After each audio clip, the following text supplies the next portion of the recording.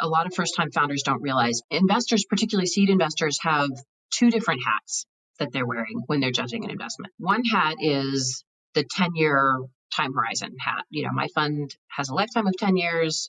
I'm trying to drive returns to my investors on that time horizon. When I look at a startup, my career is made when I invest in startups that go all the way, that reach sort of the fund returner status. Like, that's how I deliver a multiple of my fund. That's how I get to live to play another day. On the one hand, I'm wearing this hat, which is evaluating, do you have even a long tail chance of becoming that multi-billion-dollar company that owns an immense market? And I think one of the most frustrating things for founders is that market size slide, which is like, I'm at the invention stage. I haven't raised a dime. I'm just building stuff. You want me to size the market? Like, this market doesn't even exist yet.